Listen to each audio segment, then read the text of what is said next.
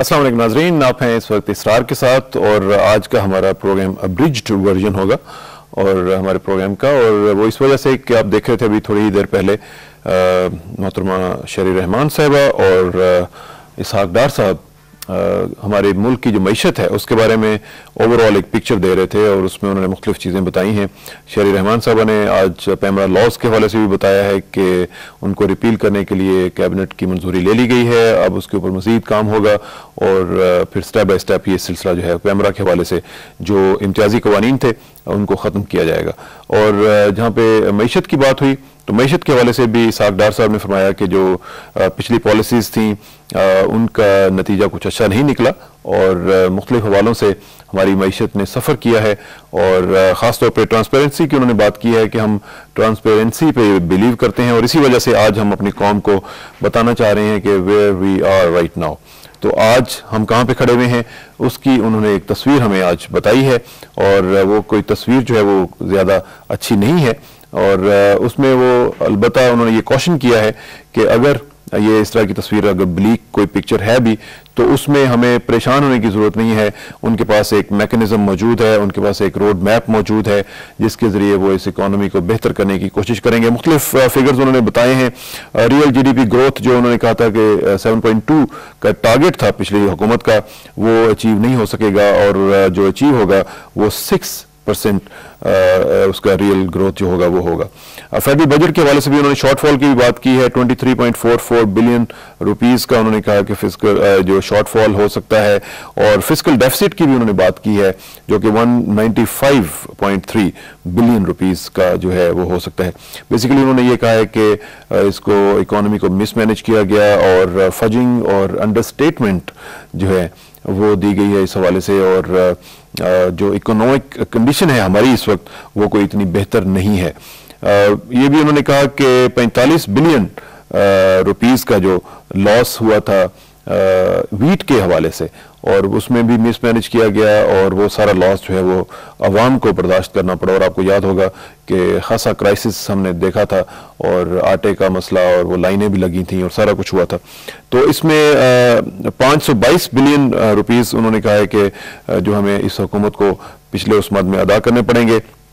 फिर balance of payment के हवाले से भी उन्होंने जो फिगर्स बताए हैं नाज़रीन वो भी उस हवाले से भी सूरत हाल कोई इतनी अच्छी नहीं है। बैलेंस ऑफ पेमेंट का मामला भी खासा तो जो तलब रहेगा।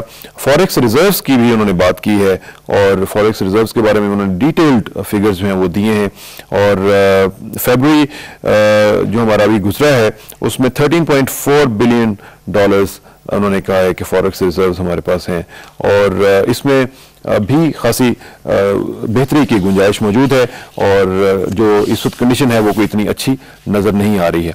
साथ साथ उन्होंने केयरटेकर गवर्नमेंट के हवाले से भी कहा कि उन्होंने भी अपने मैंडेट से ज़रा बढ़कर किरदार अदा किया और उसमें यह भी उन्होंने कहा कि 558 बिलियन रुपीस में से अभी तक सिर्फ 43 बिलियन रुपीस जो हैं वो अदा किए गए हैं जो बोरिंग थी इसमें। और इन्फ्लेशन प्रोजेक्टेड इन्फ्लेशन जो है वो भी 10% जो है वो कही जा रही है, वो भी एक खासा एक इशू बन सकता है क्योंकि आपको मालूम है कि अगर ये मामलात हैंडल ना किए गए सही तरह तो इन्फ्लेशन जो आपको और हमको सबको उसका सामना करना पड़ता है बाहर जाके मार्केट में, तो वो खासा मसला बन सकती है। और फिर उन्होंने ये भी कहा कि 421 बिलियन रुपीस की अभी तक बोरोइंग हो चुकी है और वो भी एक ऐसा फिगर है कि जो नाकाबिल बर्दाश्त तक जा सकता है।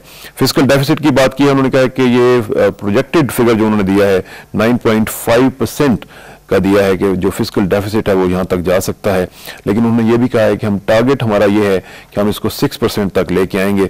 अब वो कितना रियलिस्टिक टारगेट है ये भी हम मुख्तलिफ लोगों से बात करके पूछेंगे कि ये कितना रियलिस्टिक है या नहीं है। फिर क्रेडिट रेटिंग की भी उन्होंने बात की है कि जो हमारी क्रेडिट रेटिंग है उसको भी धचका लगा है और उसको भी इम्प्रूव करने की ज़रूरत है। और ये जो चीज़ें हैं नाज़रीन ये खासी इम्पॉर्टेंट हैं जो आपकी डे टू डे लाइफ के साथ रिलेट करती हैं और उनको मुतासिर करती हैं। लिहाजा इन चीज़ों के ऊपर जो हुकूमत है वो इनको खासी अर्जेंसी की बुनियाद पर और खासी इमीडिएसी की बुनियाद पर वो इसको हल करना चाहती है। और हम देख रहे हैं कि नई गवर्नमेंट ने टेक ओवर करते ही फौरन ही पहले 7-8 दिन के अंदर अंदर ये पूरा एक एनालिसिस जो है वो इकट्ठा किया है, जो कि खासा इम्पोर्टेंट काम भी है और खासा पेन्स टेकिंग काम भी होता है। जो लोग इस काम को जानते हैं उनको मालूम है कि ये फैक्ट्स एंड फिगर्स की जो लड़ाई है ये खासी टाइम टेकिंग होती है और पेन्स टेकिंग है। फिर उन्होंने ये भी कहा कि पब्लिक डेट का उन्होंने हवाला दिया, तो उन्होंने कहा कि पिछले 50 साल का पब्लिक डेट एक तरफ और पिछले 8 साल का जो पब्लिक डेट है वो एक तरफ है, और इस हवाले से खासी जो चीज़ें हैं वो ठीक करने वाली हैं। इसके अलावा टैक्सेस की बात की है उन्होंने, तो उन्होंने कहा कि अभी हम कुछ नहीं कह सकते कि नए टैक्सेस लगाए जाएंगे या नहीं, क्योंकि अभी उन्हें देखना पड़ेगा कि वो कैसे ये तमाम चीज़ें जो हैं वो ठीक करेंगे। ऑयल के हवाले से भी बात हुई है, तो उन्होंने कहा है कि ऑयल की प्राइसेस चूँकि इंटरनेशनल प्राइस खासी बढ़ चुकी हुई है, तो इसलिए पेनफुल डिसीजंस बकौल उनके हमें लेने पड़ेंगे, और उसी लिए मेरा ख्याल है कि आवाम को एतमाद में लिया जा रहा है कि वो अगर पेनफुल डिसीजंस लिए जाएं तो उन्हें असल पिक्चर का अंदाज़ा होना चाहिए। ये इकोनॉमिक कंडीशन जो थी उस हवाले से भी हम बात कर रहे थे और देख रहे थे कि इसहाक डार साहब ने खासी तफसील के साथ आज हमारा जो इकोनॉमिक सिनेरियो है वो हमारे सामने ड्रॉ किया है और हमें बताया है कि वे डू वी स्टैंड। और आज हम देख सकते हैं कि जो हमारी इकोनॉमिक कंडीशन है उस हवाले से खासी चीज़ें जो हैं वो की जाने वाली हैं, और ये नई हुकूमत जो है उसमें जितना भी उसको प्रायोरिटाइज करेगी उतना ही अच्छा रहेगा, क्योंकि हम देख रहे हैं कि इकोनॉमिक जो कंडीशन एक आम आदमी की है उसने सफ़र किया है इन सालों में, और आज उनका जो रिज़ल्ट है वो भी हमारे सामने है। और नई हुकूमत जो है वो एक विल लेकर आई है, वो चाहती है कि ये जो अभी इस सिचुएशन है उसको ठीक किया जाए और इसको इम्प्रूव किया जाए। इसके साथ साथ जो एक खुशखबरी पैमरा के हवाले से उन्होंने दी शहरी रहमान साहिबा ने, उन्होंने कहा कि हमने पैमरा के हवाले से जो रिकमेंडेशंस थी आज कैबिनेट में रखी थी। आपको मालूम है कि आज सुबह कैबिनेट की मीटिंग भी हुई थी, और उस कैबिनेट मीटिंग में उन्होंने ये लॉज की जो रिपील करने की बात है वो की है, और वो तफसील से उन्होंने एक समरी जो है वो कैबिनेट के सामने रखी है, जिसको मंजूर कर लिया गया है। और उसके बाद अब उसका जो अगला स्टेप होगा वो ये होगा कि उसके बारे में लॉज बनाए जाएंगे और आहिस्ता आहिस्ता उनकी मंजूरी जो है वो नेशनल असेंबली से ली जाएगी।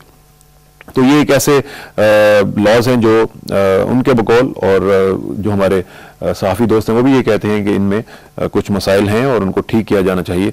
और साथ साथ उन्होंने जो असल बात की है वो ये है कि स्टेक होल्डर्स जो हैं, ख़ास तौर पे उनका इशारा जो अखबारात के मालिकान हैं, अखबारी सहाफ़ी हैं, प्रिंट और इलेक्ट्रॉनिक दोनों जो मीडिया के लोग हैं, वो उनसे भी पूछा जाएगा कि उनको ये लॉज जो हैं वो कैसे लगते हैं और किन किन लॉज के हवाले से उनके कंसर्न्स मौजूद हैं।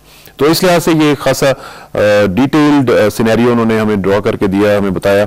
आज कैबिनेट के हवाले से भी उन्होंने जो मीटिंग हुई उसकी भी तफसील बताई और बताया कि कैबिनेट ने ख़ासतौर पे प्राइम मिनिस्टर ने जो वाक़यात हुए हैं अरबाब गुलाम रहीम साहब का, डॉक्टर शरीफ गनियाजी साहब का, उनको कंडेम किया है और आज हर पाकिस्तानी उसको कंडेम कर रहा है। और ये भी कहा जा रहा है, अभी प्रेस कॉन्फ्रेंस में भी ये बात हुई कि शायद ये कोई साजिश हो रही है, और बैद नहीं कि वाक़तन ऐसे कुछ लोग मौजूद हों। इसमें इंटरनेशनल कॉन्स्पिरेसी भी हो सकती है, इसमें हमारे यहाँ पे डोमेस्टिक लेवल पे भी कुछ लोग उसको आगे बढ़ा सकते हैं कि जो नहीं चाहते कि पाकिस्तान में डेमोक्रेसी जो है वो रूट्स ले और इंस्टॉल हो एक अच्छा सिस्टम यहाँ पे, और वो चाहते हैं कि पाकिस्तान खुदा न खास्ता डिस्टेबलाइज रहे और इसमें प्रॉब्लम्स होते रहें और डेमोक्रेसी जो है वो यहाँ पे पनपने ना पाए। तो इस तरह के जो वाक़यात हैं ये होते रहते हैं, और उसमें कोशिश जो है वो की जानी चाहिए कि इस तरह के मामला हल किए जा सकें। हम इस हवाले से बात करेंगे, हमारे साथ फॉरेन मिनिस्टर, साबिक फाइनेंस मिनिस्टर हमारे साथ मौजूद हैं सरताज अजीज साहब, उनसे बात करते हैं और उनसे पूछेंगे कि वो इस हवाले से क्या सोचते हैं कि जो आज की प्रेस कॉन्फ्रेंस थी उस हवाले से उनकी क्या ओपिनियन है। सरताज अजीज साहब के साथ हमारा रब्ता शायद अभी नहीं हुआ, हम जैसे ही उनसे रब्ता होगा हम कोशिश करेंगे कि उनसे बात करें। और ये जो इकोनॉमिक सिनेरियो आज हमारे सामने ड्रॉ किया गया है, इसकी अब इम्प्लीकेशंस क्या होंगी, अब यहाँ से हमने आगे किधर बढ़ना है और क्या बात करनी है। सरताज जी साहब से बात करेंगे। सरताज साहब अस्सलाम वालेकुम जी। अस्सलाम वालेकुम जी। सरताज साहब, आज आपने सुनी प्रेस कॉन्फ्रेंस, इसहाक डार साहब ने तफसील के साथ पाकिस्तान का इकोनॉमिक सिनेरियो ड्रॉ किया है, what do you make of it? इससे पहली बात ये नजर आती है कि जो सूरत हाल इनहेरिट की है नई गवर्नमेंट ने इक्तिसादी लिहाज से, वो पहले जो तवक्को थी इब्तदाई तौर पर उससे बहुत ज्यादा सीरियस है, यानी it is much worse than expected. और उसमें जाहिर है कि फिस्कल डेफिसिट में पहले ये ख्याल था कि 4% जो टारगेट था उसके मुकाबले में गवर्नमेंट 5-6 की बात कर रही थी और तवक्को थी कि शायद 7 हो। अब वो बात कर रहे हैं कि अगर ये सारी चीजें जो 522 अरब का गैप है अंडर प्रोवाइडेड, कोई अंडर एस्टिमेशन, कोई ऑयल एडजस्टमेंट पूरी तरह नहीं हुआ, तो ये 9.5% फिस्कल डेफिसिट होगा। तो ये बहुत ही एक सीरियस बात है, क्योंकि हमारा ये रिकॉर्ड है, पीछे कभी इतना हैवी फिस्कल डेफिसिट नहीं हुआ। हालांकि वो कह रहे हैं कि शायद जून तक इसमें कमी करें। दूसरी जो करंट अकाउंट डेफिसिट है वो भी पहले के मुकाबले में बहुत ज्यादा है, क्योंकि ट्रेड डेफिसिट पिछले 2 साल 12 था, फिर पिछले साल 14 था, इस साल 16-17 की तवक्को है। और पिछले 2 सालों में जो नॉन ट्रेड फ्लोज थी वो जरा बेहतर थी, जिसमें रेमिटेंसेस, प्राइवेटाइजेशन प्रोसीड्स, एड और बाकी चीजें, तो वो भी उनमें भी जरा कमी आ रही है। तो जितनी रिडक्शन होती थी ट्रेड डेफिसिट के हवाले से करंट अकाउंट डेफिसिट में, उतनी नहीं होगी और इस साल शायद 9 और 10 अरब के दरमियान करंट अकाउंट डेफिसिट में फंसा हो। तो सरताज साहब, ये जो उन्होंने कहा है कि ये जो फिस्कल डेफिसिट आपने बात की कि 9.5% तक चला जाएगा, और उन्होंने कहा कि हम इसको 6 पे लाने की कोशिश करेंगे, इज दैट रियल? ये हो सकता है, रियलिस्टिक है? बस मुझे तो मुश्किल लगता है। मेरा ख्याल है अगर 7 में भी ले आए तो इट विल बी क्रेडिटेबल, क्योंकि उसमें एक तो जो पेट्रोल की कीमत में एडजस्टमेंट करनी है वो गालबन पूरी नहीं हो सकेगी। उसके अलावा जो इंटरेस्ट पेमेंट तो है वो तो हर हालत में पे करनी है जितनी इंटरेस्ट देनी है, और इस तरीके से जो वापडा की सब्सिडी है वो भी शायद देना पड़े। तो देखना चाहिए, कोशिश तो करनी चाहिए जितने भी कम हो सके, लेकिन मेरा ख्याल है अगर 9.5 से 7 पे भी आ जाए तो it will be a good achievement.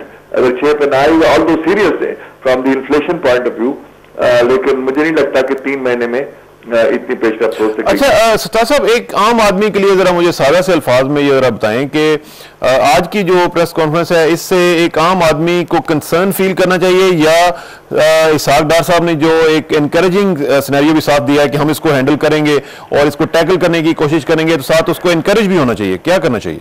इसमें जो बुनियादी बात है वो ये है कि ये जो ग्रोथ थी पिछले सालों में वो सस्टेनेबल नहीं थी, क्योंकि उसके ज्यादातर कंजम्पशन पे और ट्रेड पे इंसार था। तो जो एनकरेजिंग बात मेरा ख्याल है आम आदमी को देखनी चाहिए वो ये है कि उन्होंने कहा है कि हम मैन्युफैक्चरिंग और एग्रीकल्चर, जो दोनों हमारे प्रोडक्टिव सेक्टर्स हैं, उसकी तरफ ज्यादा तवज्जो देंगे, ताकि हमारी जो ग्रोथ है वो सस्टेनेबल हो और इंक्लूसिव ग्रोथ हो। एग्रीकल्चर से आम आदमी को भी फायदा होता है, थोड़ी सी इन्फ्लेशन भी कम होती है, रोजगार भी पैदा होता है। तो अगर ये हमने डेवलपमेंट पॉलिसी और स्ट्रेटेजी को तब्दील किया बुनियादी तौर पर, और ट्रेड और जो सर्विसेज रिलेटेड ग्रोथ थी उससे हटकर हम मैन्युफैक्चरिंग को जो बहरान में है उसको ठीक तरह रिवाइव करें, और एग्रीकल्चर में जो हाई वैल्यू क्रॉप्स हैं उनकी तरफ ज्यादा तवज्जो दें, तो मेरा ख्याल है रोजगार भी ज्यादा बढ़ेगा और इन्फ्लेशन में भी कमी आएगी। उससे आम आदमी को रिलीफ मिलेगा। और जो शॉर्ट टर्म प्रॉब्लम्स हैं वो तो हैं, लेकिन साल 1.5 के अंदर इन मुश्किलात पे काबू पाया जा सकेगा और इकानमी बेहतर सूरत में आ जाएगी। सरताज साहब, ये फॉरेन रिजर्व्स के ऊपर क्या सूरत हाल है? वो भी बता रहे थे कि सिचुएशन तकरीबन कोई 13 बिलियन डॉलर्स तक आ गया हुआ है। हम तो सुनते थे कि खासा ज्यादा है। मेरा ख्याल है जी कि उसमें जाहिर है कि जैसे मैंने पहले बताया कि अगर करंट अकाउंट डेफिसिट में है तो उसका असर तो पड़ रहा है ना अब। तो वो 15.5 जो 16 अरब रिकॉर्ड था उससे अब 13 पे तो आ चुका है, और वो ये कहते हैं कि हम कुछ न करें तो 11 पे चला जाएगा, लेकिन हम इक़दाम लेंगे कि वो 13 साढ़े 13 पे स्टेबलाइज हो जाए। तो ये इतना अच्छा तो नहीं है जितना होना चाहिए, लेकिन फिर भी क्योंकि as a percentage of imports ये 3.5-4 महीने का रह जाएगा, तो मेरा ख्याल है कि इस हवाले से अगले 2-3 महीने में एक्सपोर्ट सेक्टर को खसूसी तवज्जो देनी होगी, ताकि हमारी जो एक्सपोर्ट ग्रोथ है वो रिवाइव हो दोबारा, और हमारी और रोजगार मैन्युफैक्चरिंग से किसी हद तक लिंक है, और एग्रीकल्चर में भी मौके हैं, इस वक्त कीमतें बहुत अच्छी हैं चावल की और बाकी चीजों की।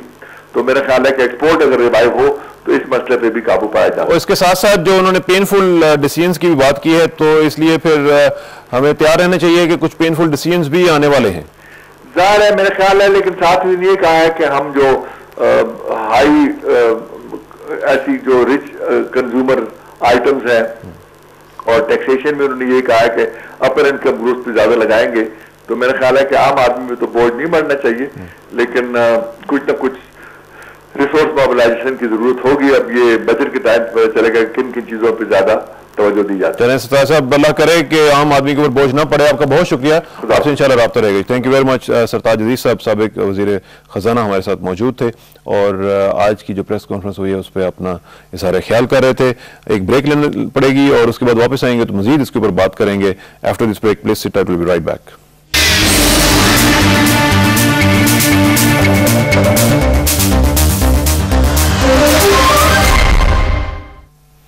वेलकम बैक नाज़रीन। बात हो रही है पाकिस्तान की इकोनॉमिक कंडीशंस के हवाले से और आज एक प्रेस कॉन्फ्रेंस की गई है जिसमें पूरा एक तफसील के साथ सिनेरियो जो है वो हमारे सामने ड्रॉ किया गया है कि हमारी जो इकोनॉमिक कंडीशन है वो इस वक्त कैसी है। इसमें मज़ीद बात करेंगे इस हवाले से और हम देखेंगे कि सनतों पे और बाकी जो चीज़ें हैं वो इस पे उनका क्या इम्पैक्ट पड़ेगा और किस तरीके से इस हवाले से हम बात करेंगे। हमारे साथ इस वक्त मौजूद हैं एक सनतकार और वो हैं मोहम्मद इम्तियाज़ अहमद साहब, गुजरात से उनका ताल्लुक है, उनसे बात करते हैं। इम्तियाज़ साहब अस्सलाम वालेकुम जी। जी इम्तियाज़ साहब, आज इसहाक डार साहब ने तफसील के साथ पाकिस्तान की इकोनॉमिक कंडीशन की बात की है। आप एक सनतकार हैं, आपका बिजनेस के साथ ताल्लुक है, क्या समझते हैं कि आज का जो सिनेरियो है इसके साथ आपकी इंडस्ट्री के ऊपर क्या असर पड़ा है पिछली हुकूमत के दौरान और अब आप क्या फील करते हैं कि क्या इस नई हुकूमत को आपके लिए क्या करना चाहिए? देखा जी, बिस्मिल्लाहिर्रहमानिर्रहीम, मैं शुक्रिया अदा करता हूँ आपने मुझे मौका दिया है क्योंकि हम तो सनतकार हैं, काफी अर्सा से इस फील्ड के अंदर मौजूद है और हमें बड़ी खुशी थी कि गुज़श्ता बजट के अंदर ये ओवरऑल जो ग्रोथ का टारगेट था वो 7.2% था और इसी ग्रोथ के साथ 2-3 साल से ये ग्रोथ हो रही थी। लेकिन बदकिस्मती से इस साल जो इंटरनल और एक्सटर्नल शॉक्स हुए हैं उसकी वजह से ग्रोथ पे काफी असर पड़ा है और जो आज डार साहब ने बताया है कि वो तकरीबन 6% ग्रोथ आ रही है, तो मैं ये समझता हूँ कि इससे थोड़ी सी हमें तशवीश हुई है। आप एक बड़ी खुशी की बात है कि डार साहब ने बताया कि पोटेंशियल बहुत है कौम के अंदर और लोगों के अंदर और ये इतनी कोई खतरनाक बात नहीं है। अगर हम अपने मामला को दुरुस्त हिम्मत पे चला लें तो इंशाल्लाह इस कौम के अंदर पोटेंशियल है और वसाइल भी हैं कि हम सही रास्ते पे और सही पोटेंशियल ग्रोथ से आ सकते हैं। तो इस सिलसिले में मैं समझता हूँ कि एग्रीकल्चर सेक्टर के अंदर भी नेगेटिव ग्रोथ आ रही है और मैन्युफैक्चरिंग सेक्टर के अंदर भी। तो उसकी वजूहत मैन्युफैक्चरिंग सेक्टर के अंदर जो भी मामला है, एक तो मुल्की लात है, लॉ ऑर्डर का मसला है और इंफ्रास्ट्रक्चर की प्रॉब्लम है और सबसे मेजर मसला जो बिजली ने हमें सेटबैक दिया है। हम बिल्कुल गैर आते हैं, हमारे पास ऑर्डर भी मौजूद है लोकल और एक्सपोर्ट के, लेकिन हम उनको पूरा नहीं कर पा रहे due to these रेस्ट्रेंट्स।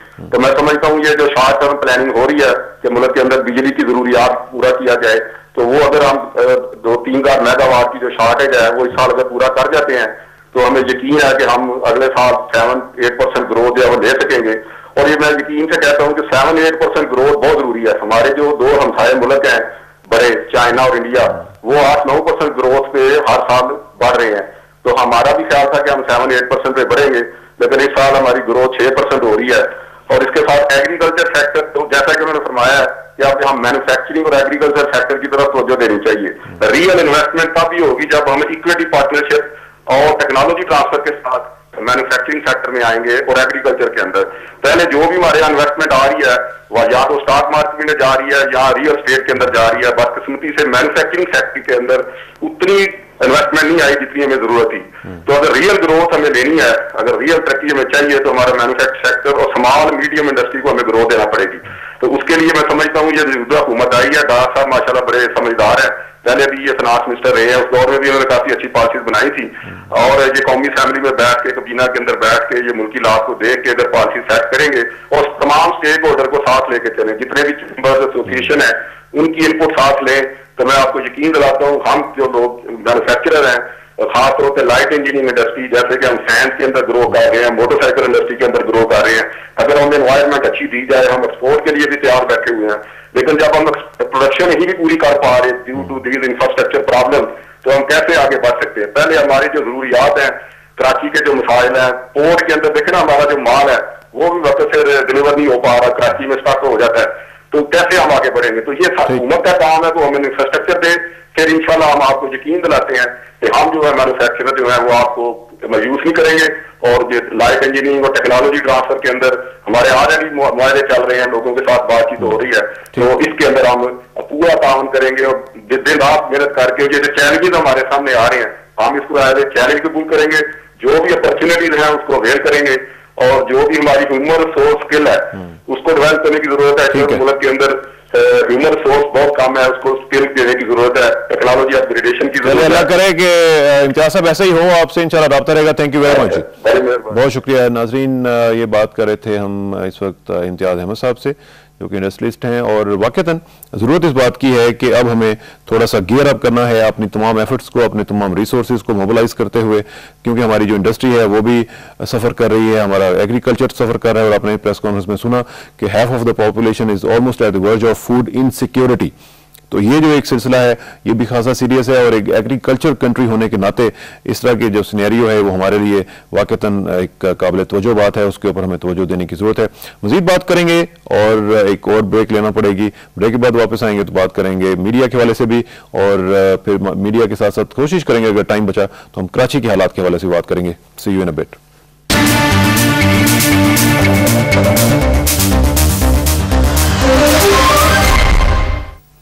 Welcome back नाजरीन, बात हो रही है इकोनॉमिक कंडीशन ऑफ पाकिस्तान के हवाले से, और आज तफसील से इसहाक डार साहब ने, जो वफाकी वज़ीर ख़जाना भी हैं, उन्होंने हमें बताया है कि पाकिस्तान की इकोनॉमिक कंडीशन इस वक्त क्या है और वो क्या इनहेरिट कर रहे हैं पिछली गवर्नमेंट के बाद। अब जो वो ले रहे हैं वो इस वक्त कहाँ पे खड़े हुए हैं, हमारा मुल्क इस वक्त कहाँ पे खड़ा हुआ है, और हमारा पूरा इकोनॉमिक सिनेरियो क्या बता रहा है हमें। और उस पर हम बात कर रहे थे सरताज अजीज साहब के साथ, और उन्होंने बताया कि इस हवाले से हमें कुछ पेनफुल डिसीजंस भी शायद लेना पड़े, और ये फ़ौरन कोई अगर ये कहे कि ये तमाम मामला हल हो जाएंगे तो ऐसा नहीं होगा, इस पर टाइम भी लगेगा, और अगर एफर्ट सही हुई तो उसके नताइज जल्दी आना शुरू हो भी जाएंगे। लिहाजा उसमें कोशिश की जानी चाहिए कि हम एक एफर्ट ऐसी करें कि जो सब लोग मिलकर पूरी कौम के तौर पर उसके आगे बढ़ें। अब हम बात करेंगे, हमारे साथ अरशद ज़ुबैरी साहब मौजूद हैं और मीडिया के हवाले से बात करेंगे। ज़ुबैरी साहब अस्सलाम वालेकुम जी। वालेकुम सलाम। ज़ुबैरी साहब, आज हमने देखा कि पैमरा के हवाले से शहरी रहमान साहबा ने फरमाया है कि हमने एक जो लॉज का सिलसिला रिपील करने का वो आज हमने कैबिनेट के सामने रखा था, उन्होंने मंजूरी दे दी है। आप भी इस मामले के साथ डायरेक्टली इन्वॉल्व रहे हैं, मुझे जरा बताइएगा कि आप मुतमईन हैं कि इस वक्त जो पैमरा के हवाले से आपके साथ एक ताल्लुक उनका बना हुआ था, आप क्या उसमें मुतमईन हैं कि ये तमाम मामला हल हो रहे हैं आहिस्ता आहिस्ता और आपकी ख्वाहिशात के मुताबिक? अभी तो जी बहुत टाइम है। देखिए, पहली बात जो मेरे समझ में आई है, उन्होंने जो 3 नवंबर को इमरजेंसी के तहत जो अमेंडमेंट किए थे उन कवानीन को वापस लेने की बात की है, मगर पैमरा के कानून के अंदर बहुत सी ऑब्जेक्शन हमने पाकिस्तान ब्रॉडकास्टर्स एसोसिएशन की तरफ से रेज की गई थी जब सेनेट के सामने ये बिल था और फिर ज्वाइंट कमेटी के सामने। तो हमें उस वक्त कहा गया कि जिन शिकों को सिर्फ इस वक्त ज़ेरे बहस लाया गया आप उसमें अमेंडमेंट सजेस्ट कर सकते हैं। उसमें हमने अमेंडमेंट सजेस्ट की थी जो बहुत सी मानी गई और बहुत सी नहीं मानी गई। तो हम अभी भी एजिटेट करेंगे कि जिसके अंदर जो चीजें हैं जो ऑब्जेक्शनेबल है उनको विड्रॉ किया जाए। एक बात समझने की इसमें जरूरत यह है कि पैमरा के ऑर्डिनेंस के अंदर जो उन्होंने एक जिसको कहते हैं टीथ टू द लॉ देने की कोशिश की, वो बेसिकली केबल ऑपरेटर्स को कंट्रोल करने के लिए की गई थी। मगर केबल ऑपरेटर्स और ब्रॉडकास्टर्स को मुख्तलिफ कानून के तहत इनको ट्रीट करना पड़ेगा। केबल ऑपरेटर का एक की क्वालिटी ऑफ पीपल मुख्तलिफ है, ब्रॉडकास्टर्स की क्वालिटी ऑफ पीपल मुख्तलिफ है। आप जो है किसी का लाइसेंस मनसूख नहीं कर सकते किसी एक फर्द की वजह से, गलती की वजह से। आप कानून के तहत उनके ऊपर फाइन लगा सकते हैं, आप जेल भेज सकते हैं, मगर 600 या 1000 बंदे को एक आदमी के या 2 आदमी के गलती की वजह से आप आउट ऑफ जॉब नहीं कर सकते। तो जब ये इन चीजों को हमने ऑब्जेक्शन रेज किया था और हमारी अभी बहुत सी ऑब्जेक्शन है कानून। लेकिन ज़ुबैरी साहब, क्या आपकी मीटिंग शहरी रहमान साहबा से भी हुई है इस हवाले से? नहीं, अभी कुछ नहीं हुई है, अभी कुछ नहीं हुई है। उन्होंने कहा है कि वो इसको पूरे अक्सर नौ इसका जायजा लेगी हुकूमत और स्टेक होल्डर्स के साथ इसके सिलसिले में गुफ्तगू शनीद करेगी। लेकिन आप ऑप्टिमिस्टिक हैं कि ये मामलात जो हैं वो हल हो जाएंगे और ये गवर्नमेंट जो है ये विल रखती है, पॉलिटिकल विल है इनके पास कि ये मामलात इनको हल करें? The taste of the pudding is in the eating। देखिए, इससे पहले भी जो हुकूमतें आई हैं उन्होंने ये क्या नाम है लिप सर्विस तो दी है। हम होप तो ये कर रहे हैं कि अभी डेमोक्रेटिक डिस्पेंसेशन के अंदर ये जो है हमारी बात सुनी जाएगी और जो एक डेमोक्रेटिक डिस्पेंसेशन में प्रेस के और मीडिया के कवानीन इंटरनेशनली एक्सेप्टेड नॉर्म्स हैं उनके मुताबिक उनको डाला जाएगा। चलें, अल्लाह करे कि ऐसा हो सके और लिप सर्विस की बजाय असल में आपने कहा कि टेस्ट जो है वो खाने में है तो वो ऐसा ही हो सके। आपका बहुत शुक्रिया ज़ुबैर साहब, आपसे इंशाल्लाह राब्ता रहेगा जी। Okay, thank you very much. Asiya Zubair साहब हमारे साथ मौजूद थे और बात हो रही थी मीडिया के कवानीन के हवाले से नाजरीन। और मीडिया के कवानीन की जब बात आती है तो असल में जो उन्होंने बात की है वो यही है कि लिप सर्विस ना दी जाए।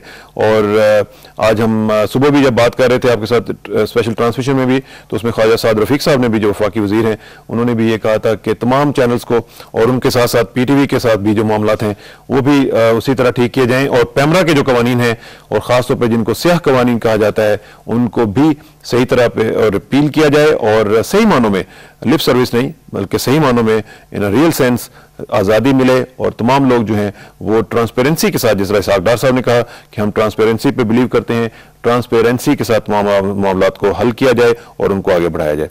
इसी के साथ प्रोग्राम को अब ख़त्म करते हैं। टाइम ख़त्म हो चुका है। आज छोटा प्रोग्राम था लेकिन हम इंशाल्लाह नेक्स्ट प्रोग्राम में इसकी कमी पूरी करने की कोशिश करेंगे। आखिर में दुआ कि मेरी इज़्ज़त के लिए काफ़ी है मेरे मौला कि मैं तेरा ही बंदा हूँ और मेरे फ़ख्र के लिए काफ़ी है कि तू ही मेरा परवरदिगार है। तो बिल्कुल उसी तरह है जिस तरह मैं चाहता हूँ, मुझे भी उसी तरह बना दे जिस तरह तू चाहता है। स्पुरदम बतो मैं खेशरा तू दानी हिसाब कमो बेशरा। मुझे इस तरह किसानों को कल तक के लिए इजाज़त दीजिए।